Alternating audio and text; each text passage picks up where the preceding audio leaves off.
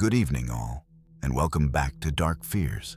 Tonight, we journey into the frozen heart of northern Canada, a land of forgotten corners, isolated small towns, endless wilderness, and places where help does not reach, to uncover 7 of the most disturbing and terrifying true horror stories ever reported from the far north.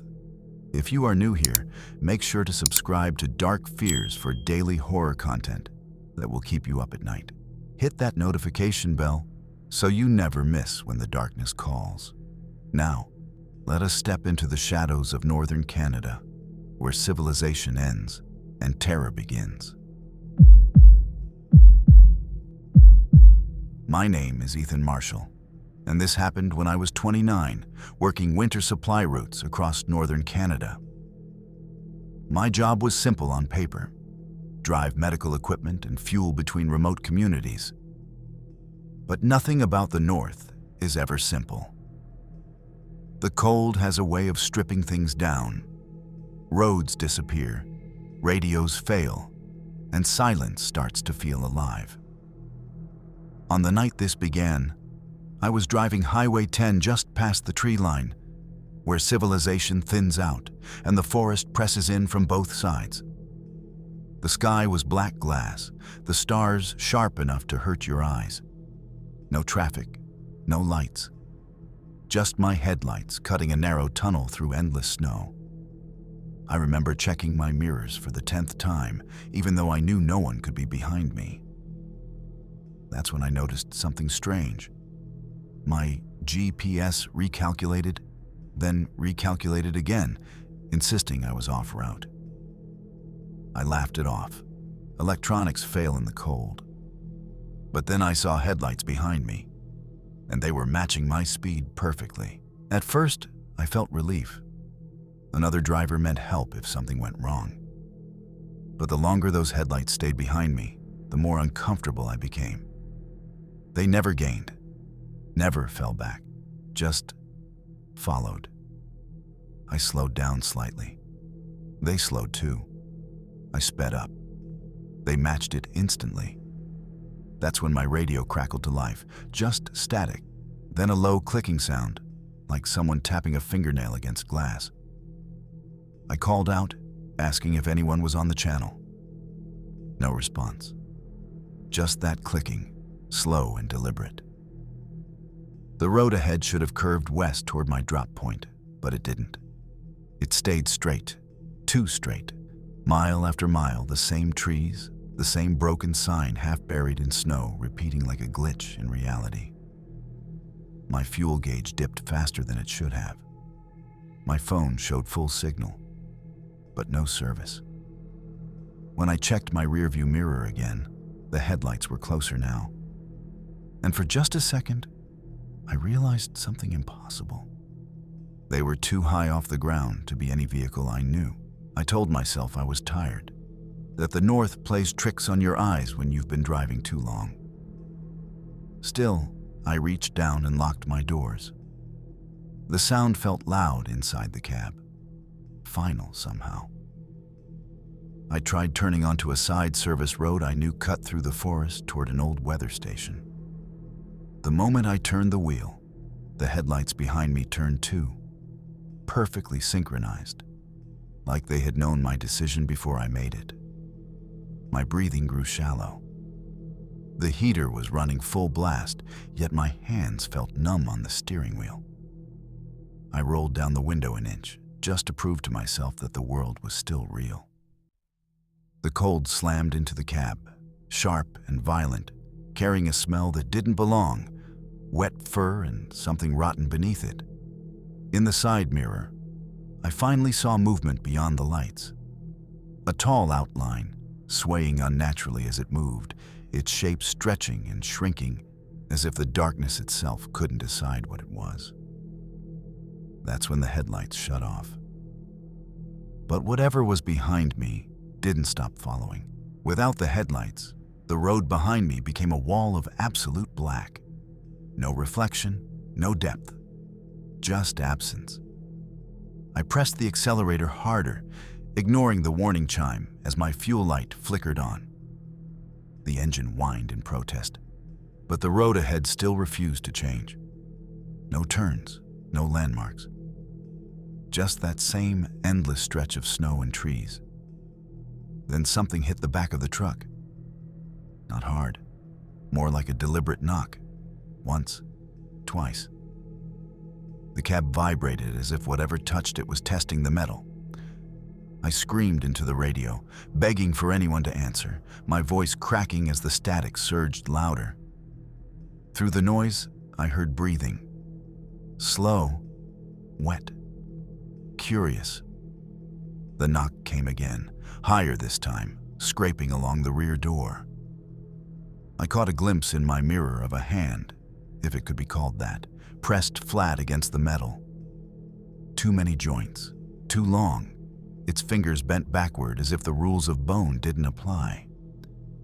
And then the engine died. The truck rolled to a silent stop in the middle of nowhere. The silence after the engine died was worse than the noise. No wind, no animals.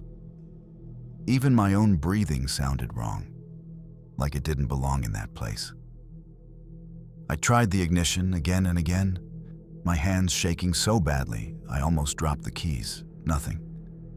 Just a hollow clicking that echoed too loudly inside the cab. The scraping along the back door stopped. For a moment, I thought maybe it had left. That hope lasted exactly 3 seconds. Something moved along the side of the truck. I could feel it through the frame, a slow, deliberate shift of weight, like a person pacing while thinking. The cab dipped slightly, as if it leaned closer to my window. I refused to look. I knew that if I did, whatever control I had left would disappear. Then it spoke. Not words, not really. It was more like my name being tested, stretched out wrong, whispered through a throat that had never learned how to use it properly. Ethan. Ice crawled down my spine. I hadn't told anyone my name on the radio. Whatever was outside knew exactly who I was. I squeezed my eyes shut and prayed, not for rescue, but for the strength to move. When I opened them again, the passenger door was slowly opening, metal creaking as if pulled by careful hands. I screamed and kicked it shut just in time, slamming the lock down so hard it cracked the plastic. That's when I realized something horrifying. The cold inside the cab was getting worse. My breath came out in thick clouds now, and frost traced spiderwebs across the inside of the windshield. Whatever was outside wasn't just standing there. It was draining the warmth, feeding on it. The radio suddenly cleared. A calm, official voice spoke through the speaker. "Ethan, stay in your vehicle. Help is on the way." Relief hit me so hard I almost cried. But then the voice repeated itself. Same tone, same words, no variation, like a recording stuck on loop. Outside, the shape shifted again, and I finally understood. It wasn't trying to kill me. It was trying to replace the world I trusted. The voice on the radio kept repeating, calm and patient, as if it had all the time in the world. I ripped the cord out of the dashboard, sparks flashing briefly before the cab fell silent again. The sudden quiet made my ears ring. Outside, the shape reacted instantly. It straightened, tilting its head in a way that felt almost curious, like a predator noticing a change in its prey. The temperature dropped further. My fingers burned with cold, and I could no longer feel my toes. That was when I noticed footprints forming in the snow around the truck. Not human. Each print was too long. The heels stretched back as if whatever walked there leaned forward unnaturally when it moved. The thing circled the truck slowly, its shadow sliding across the snow, occasionally stretching far longer than its body should allow. When it reached the front, it stopped. I heard fingers tapping against the hood, counting. 1, 2, 3. Then the tapping stopped, and the hood began to bend inward. Metal screamed as the hood crumpled. and I realized the thing wasn't strong in the way animals are. It was strong in a way that ignored rules. I crawled into the back seat, clutching the emergency flare with numb hands, my heart pounding so hard I thought it might burst through my chest. The windshield suddenly frosted over completely, sealing me inside a white blur. From beyond it came shapes, shadows sliding across the glass like reflections that didn't belong to anything solid. One pressed close, its outline flattening against the windshield, and for the first time, I saw its face, or what passed for one. It looked unfinished. Features stretched into the wrong places, eyes too far apart, a mouth that opened vertically instead of sideways. When it smiled, I felt it inside my head, like a thought that wasn't mine. The flare ignited with a violent hiss, flooding the cab with red light. The thing recoiled instantly, shrieking without sound, its shape unraveling like smoke caught in wind. For the first time that night, it backed away. The flare burned fast, its heat biting into my frozen fingers. But I didn't let go. Outside, the thing retreated into the darkness, its outline breaking apart and reforming like it was struggling to stay whole. I used the last of my strength to kick the driver's door open and stumbled out onto the road, the cold slamming into me like a wall. That's when I saw the truth. There was no highway anymore. No trees, no signs.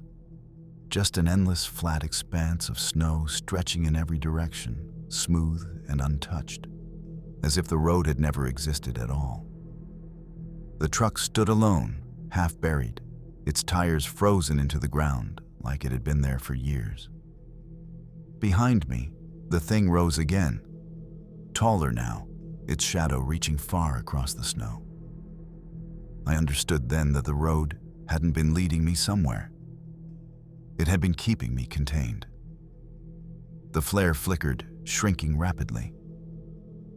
As it dimmed, the thing leaned closer, and I felt its presence digging into my thoughts, searching for something familiar enough to wear. I don't remember collapsing, only waking up to pain and noise. Real noise, engines, voices, hands pulling me onto a stretcher.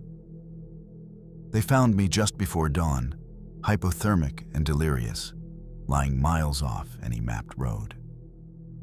Search and rescue said there was no record of Highway 10 extending that far north. According to their maps, I'd been driving straight into unmarked wilderness. They never found my truck. Weeks later, safe in a heated room, I tried to explain what happened.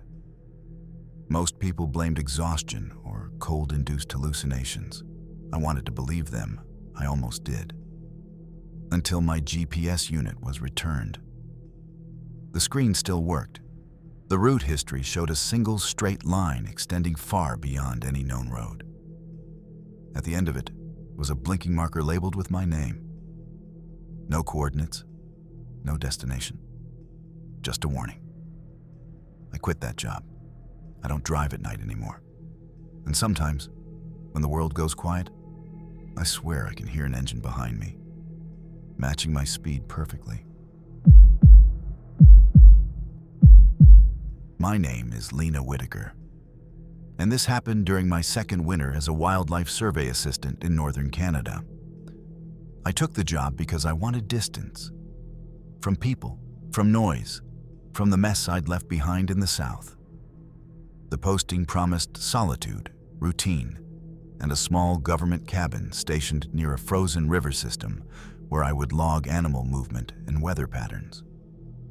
The cabin was old but sturdy, dropped into the wilderness like it had been forgotten mid-sentence. No neighbors, no cell service, a radio that worked when it felt like it. I told myself that isolation was the point. The first week passed quietly, too quietly. On the 8th night, temperatures dropped far below normal, plunging so fast my instruments flagged it as an error. The stove burned constantly, yet one corner of the cabin never warmed. Frost clung to that wall no matter how high I turned the heat, crawling outward in thin white veins. That night, I heard footsteps outside, slow, bare, and stopping directly behind the frozen wall. I told myself it was an animal. Wolves passed through the area sometimes, and the river ice echoed in strange ways when it shifted. Still, I grabbed my flashlight and radio, forcing myself to check the perimeter. Outside, the cold was brutal, the kind that steals your breath before you can even swear. There were footprints in the snow. They were human. No boots, no tread, just the soft impression of bare feet, standing still for far too long before circling the cabin slowly. Each step was measured, deliberate, like whoever made them was listening for something inside. I followed the trail to the back wall, the frozen one. The prints stopped there, toes pointing directly at the wood. I pressed my gloved hand against the frost and felt nothing. No cold, no warmth, just numb pressure, as if the wall was thicker than it should have been. That's when the radio crackled. A woman's voice whispered through the static, soft and strained. "Please, let me finish freezing." I dropped the radio, and the knocking began. From inside the wall, I didn't sleep that night. I sat at the small kitchen table with my back to the frozen wall, every sense stretched thin, listening to the cabin settle and creak. The knocking didn't continue, but that somehow made it worse. Silence in the north is never empty. It feels expectant, like something waiting for permission. At dawn, I examined the inside of the wall. The frost had spread farther overnight, reaching the edge of the window frame. Embedded within it were faint shapes, like impressions left behind when something presses too long against soft ground. I told myself it was just warped wood and ice, but the patterns looked disturbingly like fingers. I radioed base and reported unusual cold retention in the structure. I avoided mentioning the voice. The reply came back delayed and distorted, but clear enough.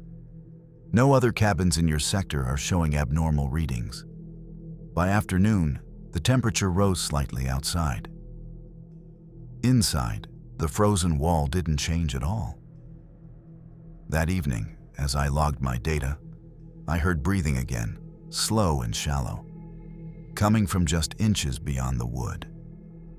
This time, it matched my own.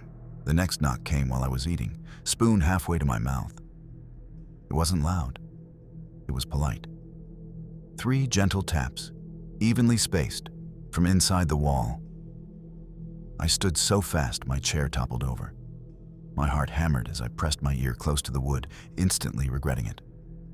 "Lena," a voice murmured. My name, spoken clearly now. No static, no distortion. It sounded tired. So unbearably tired. I backed away, shaking, demanding to know who was there. The wall answered with a long, slow creak, as if something inside it shifted its weight. Frost cracked and fell to the floor in delicate shards. "I was stationed here," the voice said.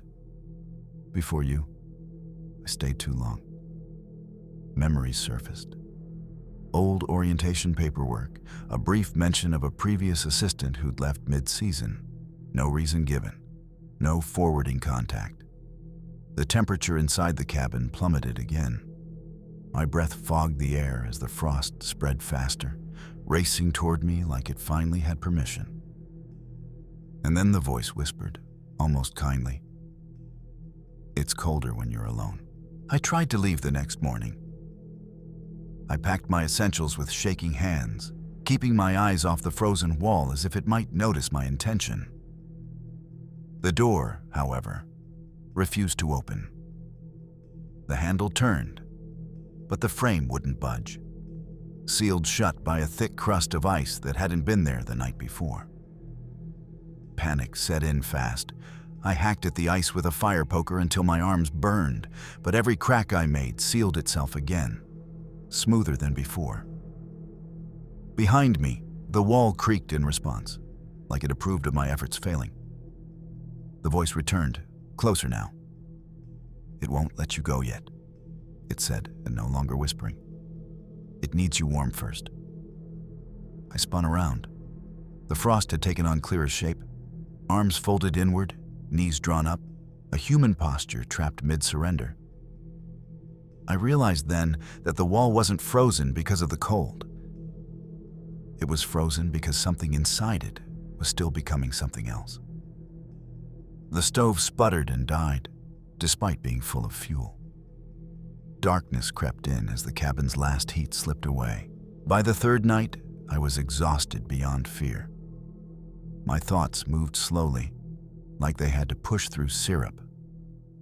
I wrapped myself in every blanket I had, huddled near the center of the room, watching the frost inch closer no matter where I moved. The voice told me its story in fragments, how it had been assigned the same cabin years ago, how the cold spot had appeared slowly, how it had ignored it, logged it, rationalized it. By the time it realized the cabin wasn't losing heat, it was storing people. It was too late. "It doesn't kill you," the voice said softly.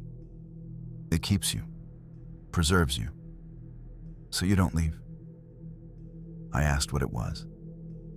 The frost pulsed, spreading across the ceiling in branching veins. The cabin groaned like a living thing adjusting its bones. "I never saw it," the voice replied. "I only felt it deciding." Something shifted beneath the floorboards. Not footsteps, breathing. Deep, patient, and vast, as if the ground itself was inhaling. And I understood with sinking clarity that the cabin wasn't haunted. It was hungry. The fourth night was when the cabin stopped pretending to be empty. The walls began to creak in rhythm, not randomly, but like something shifting its weight from one side to the other. The frost no longer spread slowly. It surged in waves, swallowing shelves, tools, even the table where I had written my reports. The voice grew weaker, thinner, as if it were being stretched apart. "It's choosing," it whispered. "It always chooses one to stay." I screamed that I didn't want it, that I wasn't meant to be there. The cabin answered by dimming the lantern until it was barely a heartbeat of light. In that gloom, shapes appeared in the ice, faces layered over one another, mouths open in silent cries, eyes clouded with frost. The floorboards bowed inward. A deep crack split the room from wall to wall, exhaling a blast of air so cold it burned my lungs. From below came a sound like wood grinding against bone. The voice spoke one last time, resigned. "Don't fight it. That only makes it colder." Something inside me snapped, not fear, but refusal. I smashed the lantern against the frozen wall, glass exploding as flame licked across the ice. The sudden heat made the cabin shriek, not metaphorically. It screamed, a long, splintering sound that rattled my teeth. The ice cracked violently, and the wall split open just enough for me to see inside. It wasn't a room. It was a hollow space, filled with bodies layered in frost. Preserved mid-movement, eyes wide, mouths open. At the center was the woman from the voice, her face frozen in relief, as if she'd been waiting for this moment. The heat weakened the cabin's grip. The door groaned, ice sloughing off in heavy chunks. I ran, slipping in melting frost, lungs screaming as I burst outside into the night. Behind me, the cabin settled, closing itself again, the frost sealing the wound I'd made. As I ran toward the river, I heard the cabin breathe once more. Satisfied, I didn't stop running until the first hints of morning touched the snow. By then, exhaustion had set into my bones so deeply I could barely lift my legs.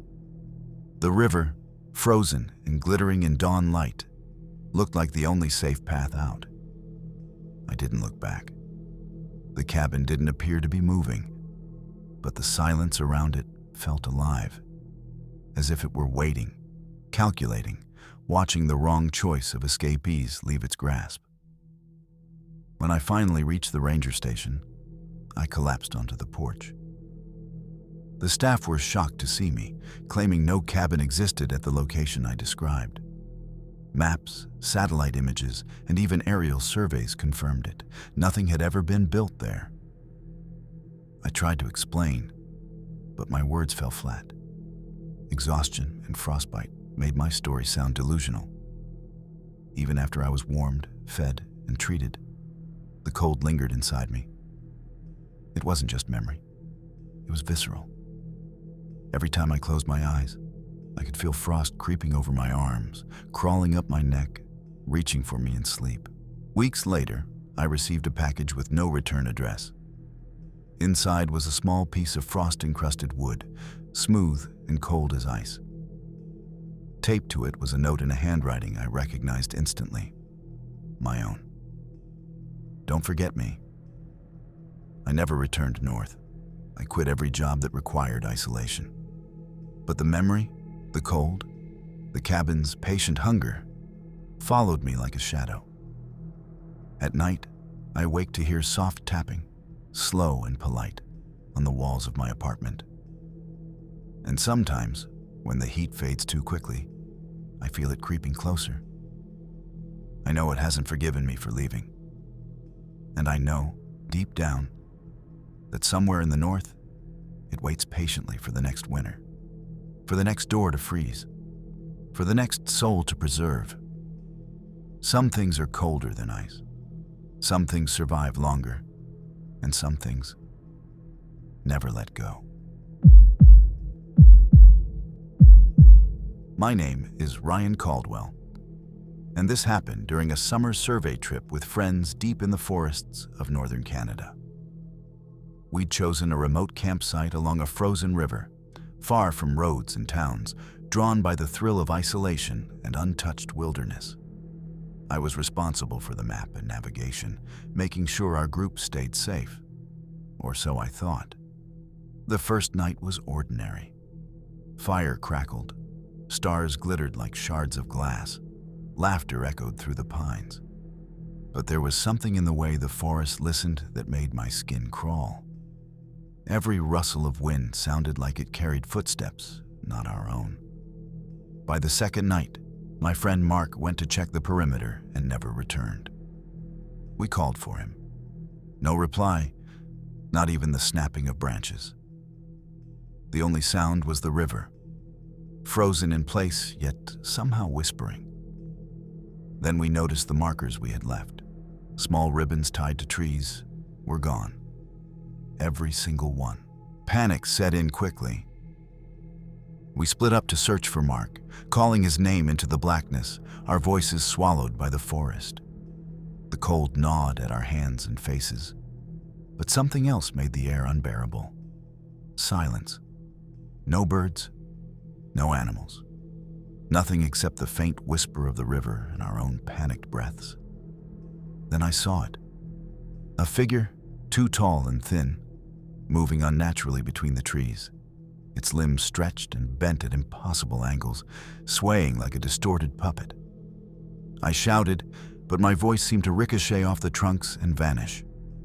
My friends didn't see it, at least they didn't react. Like I was alone in the forest. The trail we'd planned to follow was gone. It was replaced by a thick, suffocating fog rising from the frozen ground, as if the earth itself were breathing. Mark's voice called from somewhere distant, muffled and distorted, repeating, "Don't follow, don't follow." I realized, too late, that the forest had already decided who would leave. We huddled together, hearts hammering, as the fog thickened, swallowing everything we had marked on the map. The trees seemed to lean inward, their shadows stretching unnaturally. My friends tried to laugh it off, but the tension was tangible, a living thing pressing against our chests. Then we heard it, a series of low, wet thumps echoing from deeper in the forest. Not footsteps, something heavier, something deliberate. We froze, straining to locate the sound, but the fog shifted constantly, hiding and revealing the black shapes of trees like a predator playing with us.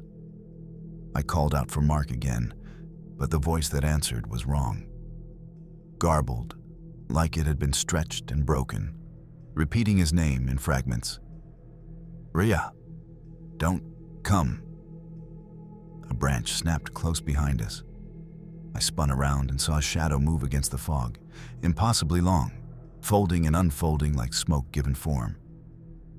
It wasn't just watching, it was waiting. And then Mark's scream cut through the night, sharp and final, echoing in a way that no human voice ever could. We ran blindly, slipping on frozen roots, branches scratching our faces, lungs burning. The fog pressed against us, carrying whispers that were never words but felt like commands, like the forest itself was speaking through the wind. Behind us, the thumping grew louder, closer. Mark's scream had stopped, but now there were others. Faint, scattered voices, overlapping, none coherent, yet all unbearably human. I glanced at my friends. Their faces were pale, eyes wide with horror. Each of us knew the same truth. The forest didn't just hide us, it was collecting us. Suddenly, one of the trail markers appeared ahead. Impossible since we had burned or removed them earlier. It hung limply from a tree, swaying without wind. Then I saw the shadows at the edges of the fog. Figures crouching just beyond vision, watching, waiting. I wanted to scream. I wanted to turn back. But the forest was patient, and it had learned that fear makes prey predictable. And somewhere behind us, something smiled. The fog grew thicker, nearly swallowing the light from our flashlights. Every step felt like walking through water, though the snow beneath our boots was solid. I kept glancing over my shoulder, expecting to see Mark, or what remained of him. But there was only movement at the edges, shadows stretching into shapes that made no sense. Limbs bent where they shouldn't, heads tilted at impossible angles. We stumbled into a small clearing where the ice of a tributary reflected the faint moonlight. For a brief moment, we could see our reflections, and the ones behind us. Figures crouched on all fours, unnaturally long, their heads too large for their bodies, faces blank and pale. They mimicked our movements, watching, waiting, and something in me screamed that this was more than observation. It was preparation. The forest was alive, feeding on our fear. I realized the whispers weren't just words. They were commands. Every flicker of shadow guided us further from safety, herding us like animals toward a place I didn't want to know existed. And the fog parted slightly, revealing a structure that should not have been there. The structure was a cabin, or at least it pretended to be. Wooden walls, snow-covered roof, windows dark and empty. But as we approached, the air thickened, charged with something old and patient. I could hear the faint echo of voices inside, whispering, laughing, crying, all at once, impossible to distinguish. My friends froze, terror rooting them in place. I wanted to turn and run, but my legs betrayed me.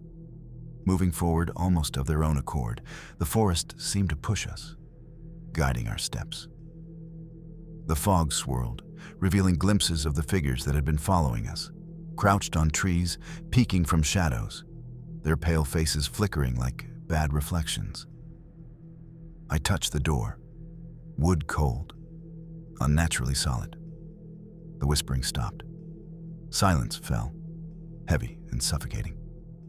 Then the door creaked open slowly, inviting us in. A warmth spread from inside, not comforting, but mocking, like a trap disguised as relief. I knew that once we stepped in, nothing would be the same. And behind us, the fog closed, erasing the path we had taken.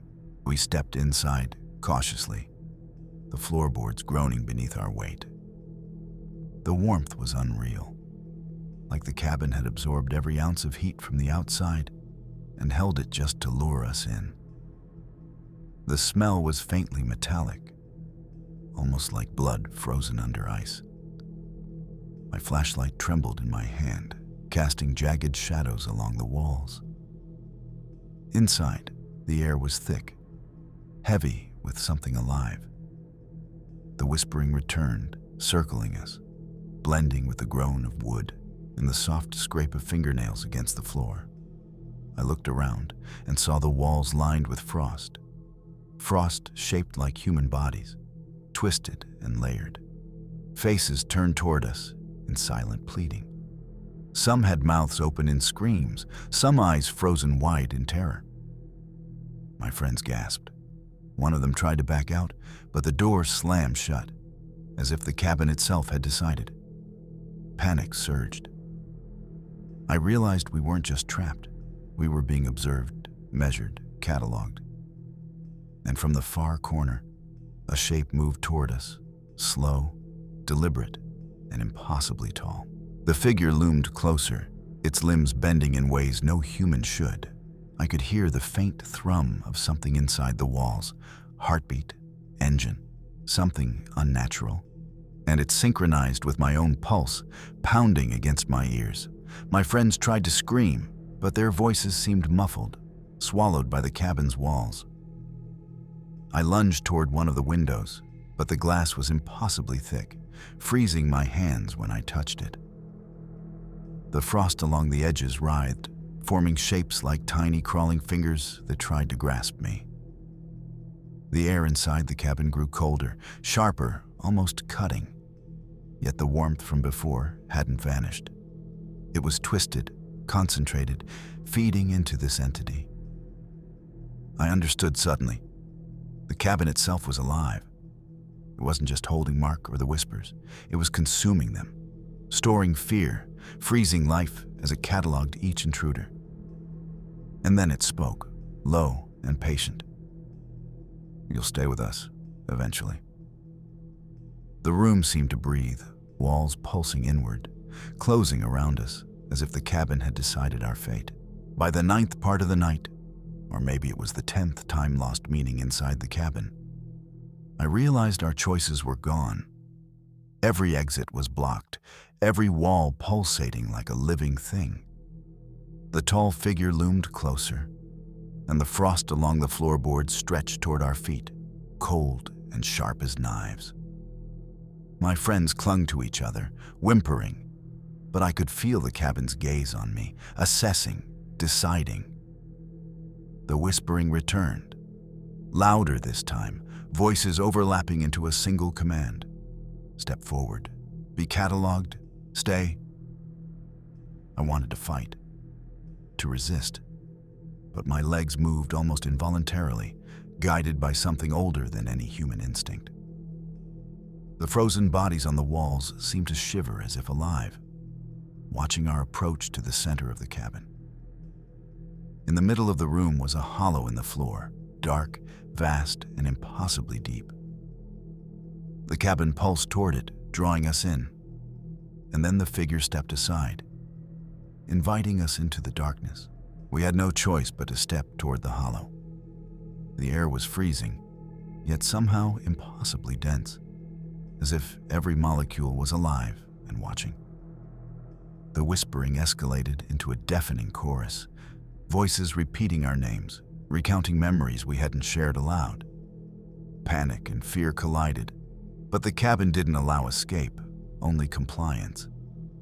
As my foot hovered over the edge, the tall figure leaned close, and for a moment, I saw the faces of all the campers who had disappeared here before us, frozen in the same position, eyes wide, waiting. I understood then that the forest and the cabin were one entity, patient and eternal, collecting those who ventured too far, preserving them in this icy tomb. We never came back. Search parties found the campsite empty, snow undisturbed except for faint human footprints that led nowhere.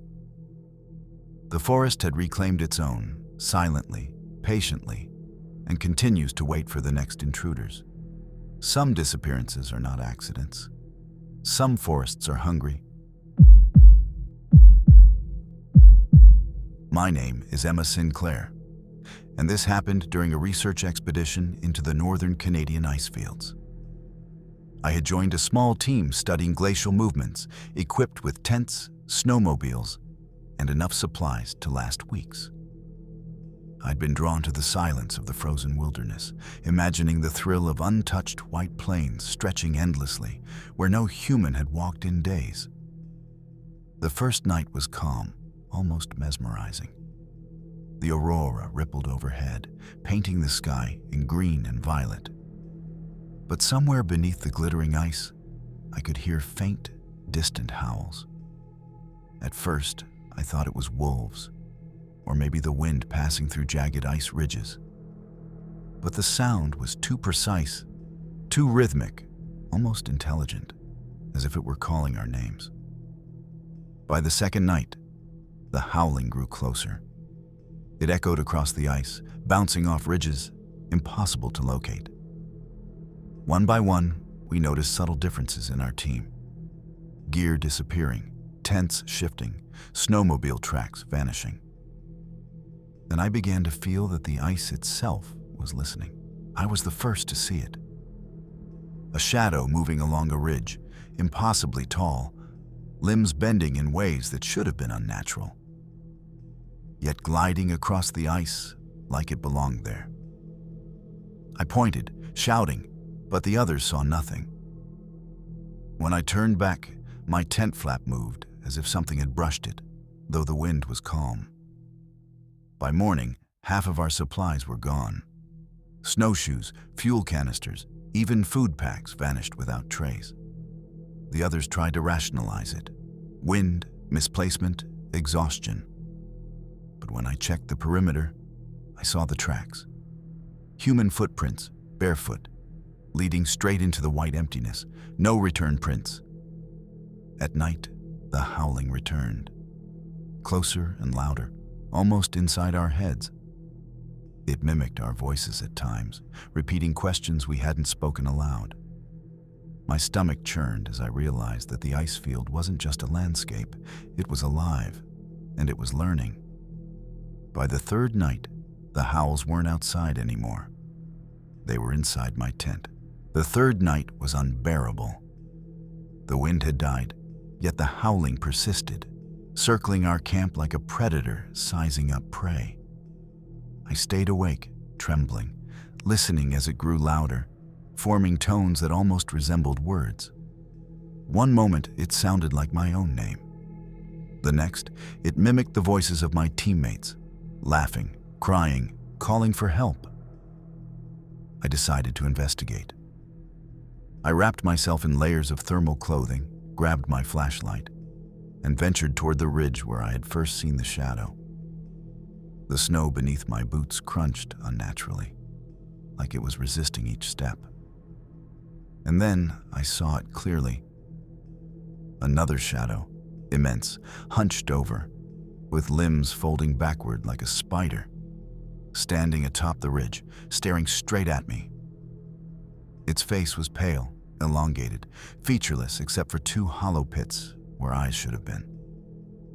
I froze. The howling became a chorus of whispers. "You came too far. You belong here." And I realized that the ice field didn't just hear. It chose. I ran back to camp, lungs burning, leaving footprints that seemed to vanish as quickly as I made them. The tents were silent now, but I noticed something horrifying. Each one had moved slightly from where we had set them. My friends were inside, huddled together, pale and frozen, yet their eyes darted constantly toward the ridge as if aware of a presence I couldn't see. The howling grew louder, almost inside our minds now, echoing through the snow like it had no origin. Every attempt to flee was thwarted. The snowmobiles refused to start, sleds stuck in icy crust that hadn't been there minutes before.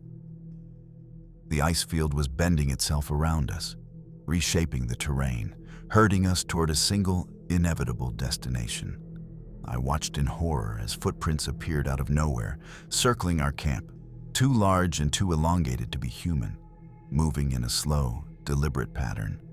And then the shadows on the ridge began to descend toward us, silently, inevitably, with the patience of ice that had existed for millennia. The fifth night was when the ice field revealed its true hunger. The shadows had surrounded us, crawling silently across the snow, their elongated forms bending and folding in impossible ways. I tried to keep my flashlight steady, but the beam flickered, bending unnaturally, as if the darkness itself resisted being illuminated. The howls were deafening now, and the voices we heard weren't just mimicking us. They were inside our heads, whispering secrets we hadn't told anyone, doubts we'd buried. I noticed something worse. The ice beneath my feet was moving. Tiny fissures spread out from each step, glowing faintly blue. The terrain shifted subtly, like it was alive, shaping itself to trap us.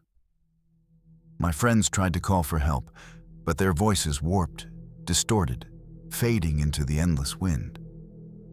I realized with a sickening certainty that the ice field was patient, intelligent, and it had been waiting for people like us for a long time.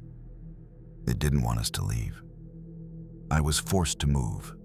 Every instinct screamed to run. But the ice field seemed to pull me forward, toward a distant ridge I had never seen on the map. The others followed, their movements sluggish, as if weighted by invisible chains. The howling intensified, rising in pitch, layering multiple voices that spoke in unison. Closer, closer, closer. We stumbled upon a frozen crevasse. The ice was impossibly clear, showing shadows trapped inside, people frozen mid-step, mid-scream. My stomach turned as I recognized some of the shadows. They weren't just victims. They were former explorers, researchers, hikers, preserved in the ice as part of its collection. The aurora flickered violently overhead, as if reacting to our presence. I realized then that the ice field wasn't just alive. It was aware, choosing who would survive, who would become a permanent part of its frozen tableau. And in the deepest shadow of the crevasse, I saw them, the first of the shadows, waiting for us. We froze at the edge of the crevasse, the shadows circling us like predators assessing their prey. The air was impossibly cold, sharp enough to burn. Yet somehow, our bodies were moving forward, drawn toward the waiting forms within the ice. The howls now were deafening, echoing inside my skull, repeating our names in distorted tones. My friends whispered that we should turn back, but the terrain had already shifted. The path we came from no longer existed. Inside the crevasse, the shadows revealed themselves fully. Impossibly tall, thin, featureless faces, limbs bending at unnatural angles, moving in silent unison. They didn't run, didn't chase, they just waited, watching. A low vibration thrummed through the ice, like a heartbeat, resonating through our bones. I realized the truth. The ice field wasn't hunting. It was cataloging, preserving, choosing its next collection. And we were already part of its plan. One of my friends screamed and vanished, swallowed by the ice before my eyes, leaving nothing but a faint shimmer. Panic surged. I tried to grab the others, to pull them back, but the ice seemed to resist, shifting subtly beneath our feet, steering us toward the center of the crevasse. The shadows moved in perfect synchronization, circling, bending, folding, observing our fear with patient cruelty. The frozen bodies trapped inside the ice shimmered as if aware of our presence, mouths opening mid-scream, eyes following us with empty hollows. The howling had become words now, impossible phrases repeated over and over. You belong. You are chosen. Forever. My heart raced. My breath turned to mist instantly, freezing before it left my lips. Every instinct screamed to flee, yet every step drew me deeper into the waiting maw of the ice field. And then I saw the tallest shadow step forward. It bent impossibly low, lowering a hand toward me. The ice beneath my feet groaned like a living being. I knew there was no escape. The ice field seemed to pulse beneath us, as if aware of my fear. Every breath I drew was mirrored by a faint echo in the frozen walls, distorted and mocking. The shadows closed in, their elongated limbs bending unnaturally, circling the crevasse as if to ensure no one could escape. My friends were trembling, some whispering prayers, others crying silently, frozen in a mixture of terror and disbelief. I tried to move, to break free, but the ice held me in place, subtly nudging me toward the center where the tallest shadow waited. The howling had become a deafening chorus of voices, repeating every memory, every fear, every mistake I had ever made. As I stepped closer, I glimpsed the frozen explorers trapped inside the ice. Some faces familiar, some horrifyingly contorted. Their mouths were open mid-scream, their eyes hollow yet somehow watching, silently begging for release. And I knew, with chilling certainty, that the ice field had already claimed us. The final step brought me to the center of the crevasse. The tallest shadow loomed above, bending impossibly, faceless, patient. The ice beneath my feet groaned, expanding, contracting, as though breathing. I realized then that the ice field had a will of its own. It wasn't just preserving fear, it thrived on it, storing it like fuel for eternity. Behind me, the remaining team members vanished one by one, absorbed into the ice, leaving only faint outlines shimmering in the aurora light. My own limbs felt numb, not from cold, but from inevitability. The shadow lowered a hand, and the howls converged into a single, deafening command. Become one with the ice. Forever.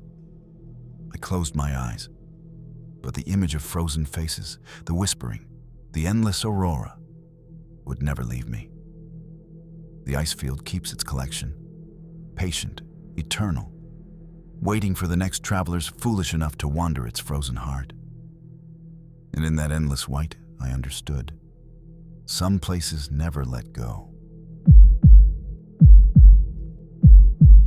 My name is Lucas Harding, and this happened during a solo winter expedition near a remote frozen lake in northern Canada. I had planned to film the untouched ice for a documentary, capturing the untouched wilderness in its silent, frozen glory. The first day was magical. The lake stretched endlessly, perfectly smooth, reflecting the pale sun like glass. But as evening fell, a strange unease settled over me. By nightfall, I was alone with only the sound of cracking ice under my boots and the occasional distant howl of wind through the surrounding pines. Then I saw them, faint, dark shapes under the ice, moving slowly as if alive. At first, I assumed it was shadows or trapped fish, but their movements were deliberate, synchronized, almost intelligent. That night, I heard whispers coming from the ice itself, faint, distorted voices echoing beneath the frozen surface. The wind carried them directly into my ears. You're not supposed to be here. And that's when the surface of the lake began to shift unnaturally, cracking in patterns that spelled something I couldn't yet comprehend. I set up my tent near the edge of the lake, trying to convince myself that it was just nerves. But as I settled in, the cracks on the ice began to spread, forming jagged lines that twisted unnaturally toward the shore. The whispers grew louder, repeating my own name, mocking me, almost as if the ice knew my thoughts. Around midnight, I stepped outside to investigate. My flashlight revealed strange footprints, partially frozen into the surface, leading from the far side of the lake directly to my tent. They weren't human. They were too long, too narrow, and their stride impossible. The temperature dropped suddenly, sharp enough to sting my skin, yet the lake seemed to hum beneath my feet. I turned, expecting to see movement from the shadows, and caught a glimpse of a figure, pale and thin, standing just beyond the tree line. Its face was obscured, featureless, but it was staring directly at me. The ice groaned. The whispering intensified. I realized then that I was being watched. By the third night, the lake no longer felt like a lake. It felt like a living trap. Every crack in the ice pulsed faintly, as though something beneath was breathing. I stayed near my tent, flashlight trembling in my hands, watching the dark shapes slowly shift just under the frozen surface. They moved in deliberate patterns, almost stalking, tracing my every step. Then I heard a new sound, footsteps on ice, slow, deliberate, heavier than any human. I shone my light across the lake, but there was nothing. Just endless reflective ice and the faint shimmer of the aurora above. My heart pounded. The whispers had turned into voices now, clear and distorted, repeating my deepest fears, my private thoughts. I wanted to flee, but the ice seemed to have other plans. My footprints from earlier had vanished, replaced by tracks that weren't mine. Narrow, elongated, stretching impossibly far across the frozen surface. And in the distance, the featureless figure stepped onto the ice, gliding silently toward me. The fourth night, I dared to approach the center of the lake, desperate to understand what I was seeing. Each step made the ice groan beneath me, low and menacing. The frozen shapes moved with the rhythm of my steps, matching my pace, as though the lake itself was alive, aware, and guiding me towards something inevitable. The featureless figure was closer now. I could see its limbs bending unnaturally, extending and folding like smoke. It didn't run, didn't attack, it simply watched. My own reflection in the ice seemed wrong, distorted, elongated, twisted, and I realized the shapes beneath weren't just shadows. They were the frozen remnants of previous explorers, trapped mid-step, mid-scream, part of the lake's collection. The whispers merged into a single command. Step closer. Join us. Panic surged, but instinct and terror forced me onward. My legs moved almost of their own accord, carrying me toward the center where the ice pulsed with unnatural light. And then I felt the first hand, cold, wet, and impossibly strong, grip my ankle beneath the ice. The fifth night was unbearable. Every crack and creak of the ice underfoot echoed like thunder in the stillness, and the whispers had become deafening, almost deafening in their insistence. I could feel the lake beneath me shift subtly, like it was alive, guiding me toward the center where the featureless figure waited. My flashlight flickered, casting jagged shadows that stretched across the ice in impossible angles, as if reality itself was bending. Then I noticed the shapes beneath the surface moving more distinctly. Hands, faces, limbs frozen mid-motion, shifting slowly as if alive. I understood with a sickening clarity that these were previous explorers, trapped and preserved by the lake, cataloged for eternity. My own reflection twisted in the ice, elongating, merging with the shadows beneath. Fear clawed at me, but my legs wouldn't stop. Every instinct screamed to run, yet something stronger than gravity held me, drawing me inexorably closer. And the ice whispered again. "You belong here." I tried to call out, but my voice was swallowed by the ice. The lake seemed to respond to my panic, widening the cracks beneath my feet as if urging me into its depths. The featureless figure glided closer, limbs bending in unnatural angles, silent yet purposeful. My heart pounded, every nerve screamed that I was walking into a trap, yet I couldn't stop. The whispers intensified, now a chorus of voices from all directions, repeating names, fears, and secrets I had never shared. Shadows beneath the ice writhed in synchronization, a dance of death frozen mid-motion, waiting for me to join them. I realized with horror that the lake had claimed countless souls before me, and my presence was simply the latest addition to its collection. I stumbled, falling onto the ice, my hands pressing against the frozen surface. I felt movement beneath me, wet, cold, strong, gripping me, pulling me downward. And in that instant, the lake became no longer just ice, but a predator. By the seventh night, I was utterly disoriented. The lake had become a labyrinth of cracks and shadows, each step threatening to swallow me whole. The figure moved with terrifying precision, circling me slowly, silently, like a predator that didn't need to hurry.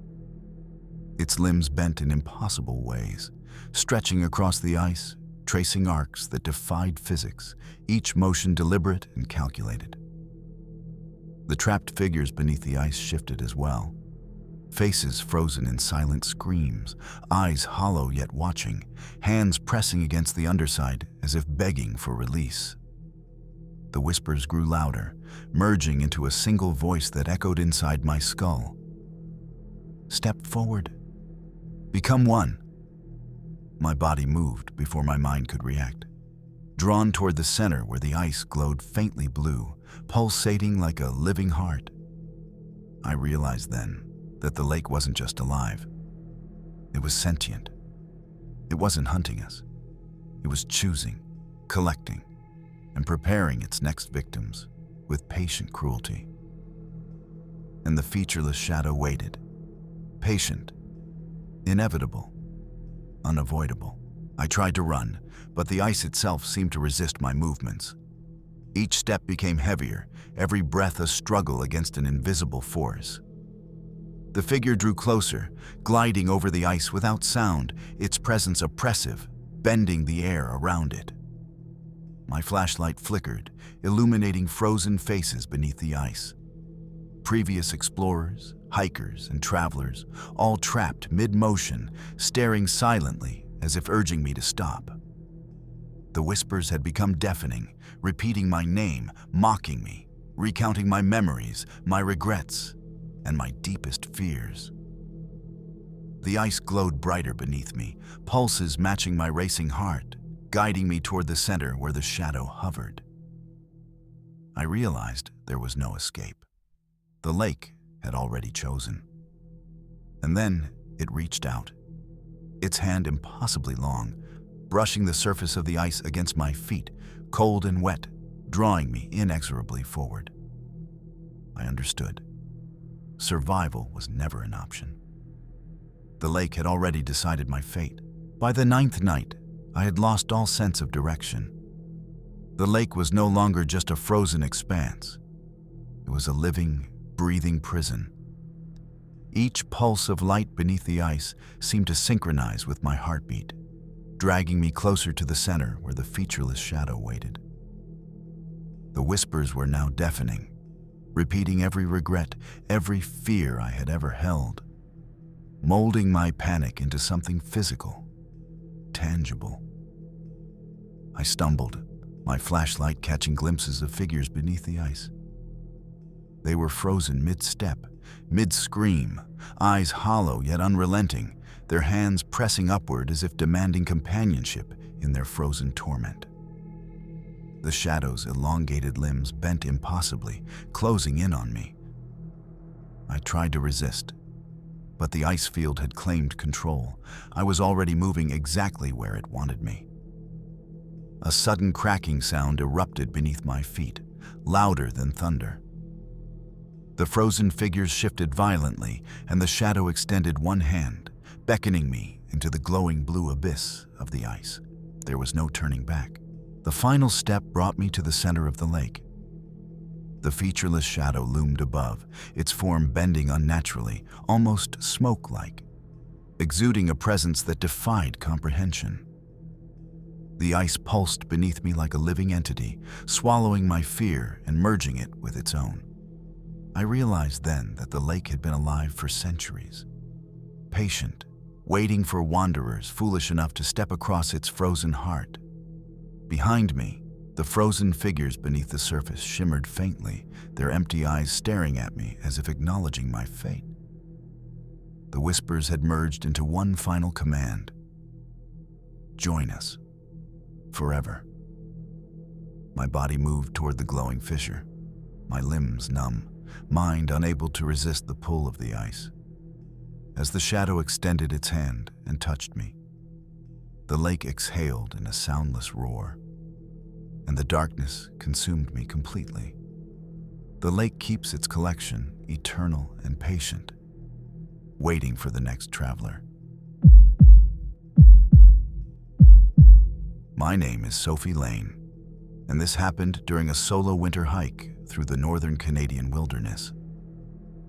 I had been following an old map that led to a supposedly abandoned cabin, a relic from trappers decades ago.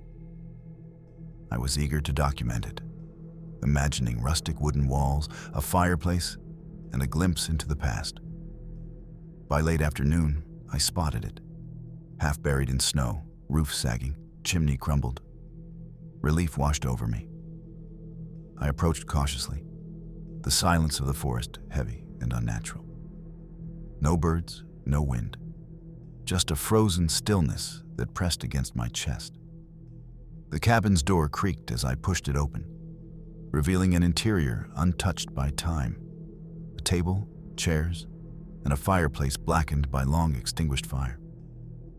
But as I stepped inside, I felt it. An icy draft, cold enough to make my breath visible. Yet there was no window or vent to explain it. And then I noticed the markings on the wall, deep scratches, uneven, like someone or something had clawed at the wood recently. I wasn't alone. The second night, I decided to stay inside, thinking it safer than wandering in the freezing darkness. But as darkness fell, the cabin seemed to breathe. The floorboards groaned under invisible weight, and the scratches on the walls seemed to shift subtly, elongating as if stretching toward me. The fireplace remained cold, yet shadows danced along the walls, twisting unnaturally with no source of light. Around midnight, I heard a faint whisper, soft and deliberate. Leave. Now. My heart raced. I turned toward the window. But outside there was nothing. No trees, no snow, just a deep, endless darkness. When I looked back at the wall, new scratches had appeared, forming symbols I didn't recognize, jagged and uneven, etched as though by nails or claws. I tried to rationalize it, but the feeling of being watched intensified. Every corner of the cabin seemed alive, the air thick, as though the structure itself was observing me. Something outside was moving, circling, waiting. By the third night, the cabin had become a trap. Every shadow seemed to move with intent, stretching along the walls, bending in ways that defied reality. I tried to sleep, but the scratching never stopped. It was no longer just on the walls, it echoed from the floorboards, the ceiling, even beneath the snow outside. Like the cabin itself was alive, testing me. I ventured outside to see if I could find something, anything, to explain the sensations. The world beyond the cabin had changed. The familiar tree line from earlier days had shifted, distances altered. Trees that were far away were now close, while paths I had taken vanished into an impenetrable wall of snow. I realized then that the cabin wasn't just abandoned, it was moving. Or at least the space around it was. A soft voice called my name, deliberate and low, coming from the snow-laden forest. My skin prickled, and I ran back inside. But the door had vanished. In its place, a smooth wooden wall, untouched, seamless, mocking my panic. The fourth night, I discovered the basement. A trap door I hadn't noticed before, concealed beneath a threadbare rug. I hesitated, but curiosity overcame fear. The stairs groaned as I descended into darkness. my flashlight revealing a room lined with shelves filled with small wooden figures carved crudely, each resembling someone I had seen or met in my life. My blood ran cold as I recognized one figure. It was me. Suddenly, the door slammed shut above me. The whispers intensified, echoing off the walls. Join us, or stay forever. The figures seemed to move slightly, tilting their heads as if watching me descend. I wanted to scream, but the air itself resisted, making my voice vanish before leaving my lips. I realized that the cabin wasn't a building. It was a collection point, a predator. It lured explorers, artists, wanderers, anyone alone, and added them to its collection, freezing them in wood, in shadow, in memory. And I was next. The fifth night, I tried to escape the cabin, but the forest outside no longer made sense. Paths twisted unnaturally, trees shifted positions, and the snow seemed to rise like waves under my feet. Every direction I ran, I ended up back at the cabin's door, which appeared normal again, though I knew it had vanished moments ago. The air was heavy, almost sentient, pressing against my chest and making each breath a struggle. Inside, the whispers had grown louder, forming sentences that chilled me to the bone. You cannot leave. We have claimed you. I noticed movement in the corner of the room. Shadows curled around the walls, stretching toward me, twisting like smoke, bending reality itself. The wooden figures on the shelves had shifted, now forming a circle around the basement door, their faces subtly smirking, mocking, as if they understood what awaited me. I realized that the cabin was alive, feeding off fear and isolation, and I was nothing but its next offering. By the sixth night, my desperation had reached a fever pitch. Every corner of the cabin seemed to watch me, every shadow stretching toward me, pulsating with intention. I tried to smash a window, but it didn't break. It rippled like water, reflecting distorted versions of myself, some screaming, some smiling cruelly. The air was icy, carrying whispers that became screams. Forever. Join us. I descended again into the basement, hoping to find a hidden exit, but the room had changed. The shelves now held hundreds of wooden figures, each more detailed and lifelike than the last, their eyes following me. One figure moved slightly, its hand extended toward me as though it was reaching for my real hand. I recoiled, realizing the cabin didn't just trap people, it animated them, freezing their essence into these sinister, living carvings. A sudden crack echoed above. The ceiling groaned, and I understood. The cabin wanted me now, fully, utterly. By the seventh night, I realized the cabin was no longer just a place. It was a predator. Every movement I made was anticipated, every step guided toward the basement, toward the waiting wooden figures.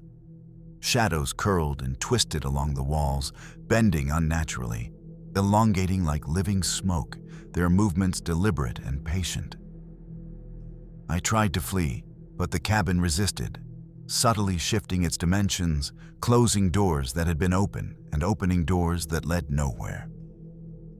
The whispers had become voices, repeating my name, recounting my life, mocking my memories, as though the cabin knew me intimately.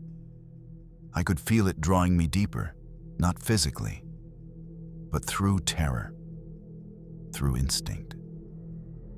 Each glance at the shelves revealed more figures, faces contorted in silent screams, frozen mid-motion, eerily lifelike. One figure now resembled me exactly, down to my trembling hands. The cabin was telling me, silently, that resistance was pointless. The final step had been chosen for me. The eighth night, I understood the full horror of the cabin. The wooden figures had shifted into a formation, blocking all exits, faces frozen in expressions of agony and mockery. The air vibrated with whispers that coalesced into a single chilling phrase. You are next.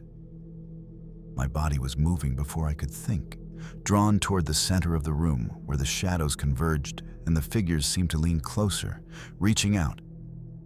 I tried to resist, screaming, but my voice disappeared into the heavy air. The floorboards groaned, the walls pulsed, and the cabin itself seemed to breathe around me. The figure resembling me stepped forward, impossibly tall and bending at unnatural angles, reaching for my chest as though to pull my soul into the frozen wood. I realized the cabin didn't merely trap people, it consumed them, weaving their essence into its walls, its shadows, its wooden collection. Escape was no longer an option. By the 9th night, the cabin had fully claimed its power over me. Every corner seemed alive, walls breathing, shadows twisting, floorboards groaning under invisible weight. The wooden figures had multiplied, now forming a dense maze around me, their lifeless eyes reflecting the dim light as if mocking my terror.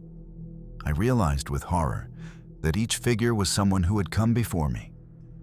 Explorers, wanderers, anyone foolish enough to enter.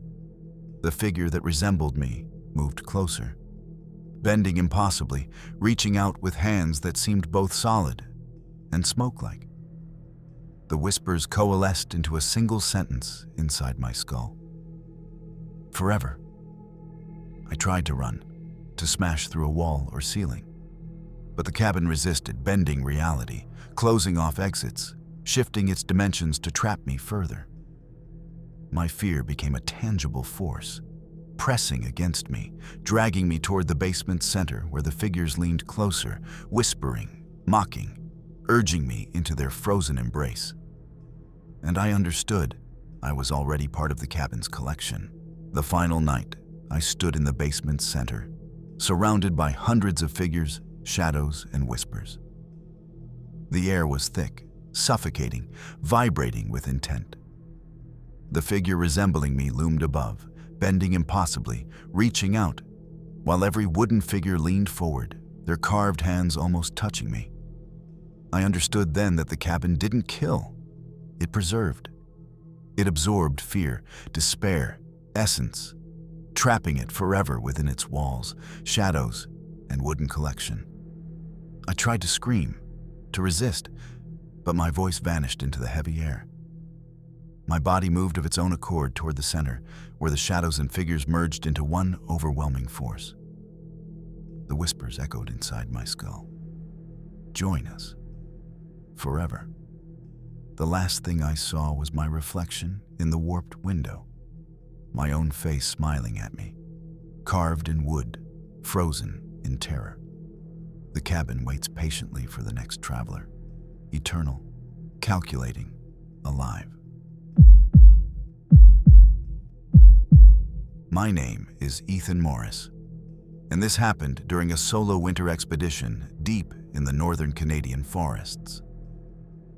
I had come seeking solitude and untouched wilderness, hoping to capture the beauty of the snow-laden trees and frozen streams for my nature photography. The first day was serene, almost magical, with sunlight glinting off the snow, making the forest sparkle. But as night fell, the tranquility vanished. The forest became alive in a way that was wrong. Every crunch of snow under my boots echoed unnaturally, and shadows between the trees seemed to shift independently. I began to hear whispers, soft, low, almost imperceptible at first, but clearly calling my name. My skin prickled, and I realized these were not the winds of the forest. The whispers were deliberate, intelligent, and they were surrounding me. When I turned to leave, I noticed something moving between the trunks. Dark, thin figures, hunched and gliding silently over the snow. The forest I had admired by day had become a trap by night. The second night, I tried to find a clearing to camp, but the forest seemed to have no end. Every familiar tree I passed earlier appeared in new locations, paths twisted, and the snow seemed unnaturally deep in some spots, slowing my steps. The whispers had grown louder, forming broken sentences. "Stay. Listen. We see you." My heart raced. I set up a small tent on a frozen clearing, hoping light and shelter would protect me. But the moment I zipped the flap closed, the whispers moved closer, surrounding me in the darkness. The shadows between the trees no longer belonged to branches or trunks. They bent, elongated, leaning toward the tent, reaching, watching. I tried shining my flashlight, but the beams passed through the forms as if they weren't solid, leaving the forest darker than before. Then I heard movement right outside my tent. Slow, deliberate footsteps in the snow, circling me. I realized then that whatever was in these woods wasn't just watching, it was hunting. By the third night, sleep had become impossible. Every crack of a branch, every gust of wind, was amplified into a deafening signal that the forest was aware of me. The whispers had turned into distinct voices now, repeating my name, describing my movements, mocking my attempts at hiding. I could feel their presence surrounding the tent, pressing against the thin fabric, bending it with invisible hands. I unzipped the flap and shined my flashlight outward, but the forest had changed. The path I had taken that morning was gone, replaced by a maze of twisted trees and shadows stretching unnaturally. The humanoid figures had multiplied, their dark forms moving closer, gliding silently over the snow. Some stopped just beyond the light's reach, tilting their featureless heads as though studying me. Panic rose like ice in my veins. I realized I could no longer trust the forest or my own eyes.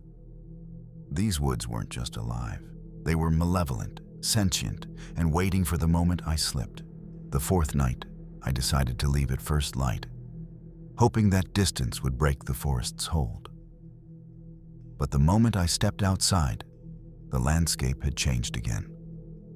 The trees seemed taller, closer, and paths that had been clear were now blocked by unnatural thickets. Every step forward felt like moving in place. The whispers intensified, now a chorus that pulsed with rhythm, almost like the forest itself was speaking to me. "Do not leave.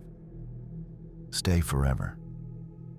I stumbled across a frozen stream, hoping to use it as a guide, but the ice reflected not my own face, but distorted images of the shadowy figures, dozens of them, surrounding me, moving in ways that made no sense.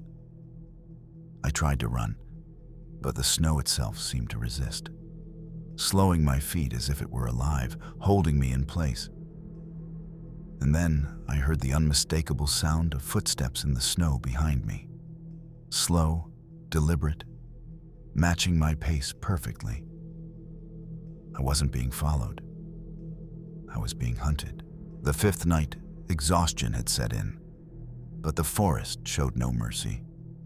Every sound, even my own breathing, seemed amplified, turning my senses against me. The whispers were constant now, circling my head like a swarm of invisible insects, naming my fears, mocking my weakness. I tried to climb a hill to get a vantage point, but the trees shifted subtly, bending to block my view, guiding me deeper into the woods. The shadowy figures were no longer cautious. They glided closer, just beyond my flashlight, their featureless faces tilting in unison as if studying my every move. I stumbled over a snow-covered root and fell, my flashlight rolling away. For a moment, I was engulfed in darkness. When I grabbed it again, I realized the woods themselves had changed. The familiar stream was gone, replaced by a frozen clearing that hadn't been there before. I understood then that these woods weren't bound by normal space. They were alive, aware, and I was walking into their trap. By the sixth night, fear had hollowed me out. Every step felt like sinking into the forest itself. The whispers had become sentences, repeating my deepest regrets, secrets, and failures, feeding off my terror. The shadowy figures now moved freely through the snow, their elongated limbs bending in impossible ways, almost floating above the ground. I attempted to run, but the snow seemed to thicken under my feet, each step heavier than the last. The forest twisted around me, trees moving just enough to obscure familiar landmarks, disorienting me completely. I tried to climb a hill to escape, but shadows crept along the slopes ahead of me, waiting, shifting. When I finally stopped to catch my breath, I saw them all at once. Dozens of featureless figures surrounding me, forming a silent circle, their presence oppressive and calculating. The whispers merged into a single voice inside my head. You are ours. Forever. And I realized that the forest didn't just hunt. It claimed. By the seventh night, I realized the forest had fully consumed my sense of reality. Every shadow was alive, every tree a potential threat. The whispers now spoke in unison, repeating my name over and over, describing my every thought and fear in horrifying detail. My legs felt like lead, and every movement seemed predetermined, as if the forest itself was controlling me. The shadowy figures were closer than ever, gliding silently through the snow, bending in impossible ways, their faceless heads tilting toward me as if savoring my terror. I tried to scream, but my voice disappeared into the thick, freezing air. The snow beneath my boots seemed to shift, forming a path that led me deeper into the woods, toward a clearing I had never seen before. In the center of the clearing, a faint light glowed blue and cold, like ice reflecting an unseen moon. I realized this was the heart of the forest, the place where it claimed its victims and preserved their fear forever. The eighth night, I reached the glowing clearing, my legs trembling under exhaustion and fear. The air was icy, thick and alive with whispers, merging into a deafening chorus. Join us, forever. The shadowy figures circled me, bending in unnatural arcs, reaching closer with elongated limbs that defied physics. I noticed the snow around the clearing was littered with frozen footprints, some human, some impossible in shape, all converging toward the center. The cold light reflected off them, illuminating silhouettes of others who had wandered into the forest before me, lost, trapped, consumed by the trees. I realized the forest didn't merely trap travelers, it preserved them, feeding off their terror and cementing them in its unnatural heart. My flashlight flickered, then died, leaving me in total darkness. The figures were on all sides now, closing in silently. My fear became tangible, thick, almost crushing. I understood with dread that there was no escape. The forest had chosen me, and I would become another whisper. By the ninth night, the forest had completely overtaken me. Every sense was distorted. The snow, the trees, even the cold air seemed alive, pressing against me with intent. The whispers had merged into one voice, resonating in my skull. We see you, forever. My legs moved as if of their own accord, carrying me toward the center of the glowing clearing, where the shadows and frozen footprints converged into a chilling vortex of intent. The faceless figures now hovered above the snow, leaning impossibly, bending in ways that defied reality. I tried to resist, but every step forward was inevitable. The forest pulsed beneath my boots, ice and snow shifting like a heartbeat. I realized then that all those lost before me had not vanished. They had become part of the forest itself, preserved in its shadows and whispers, waiting to claim the next traveler. And now, the forest had decided I was next. Resistance was futile.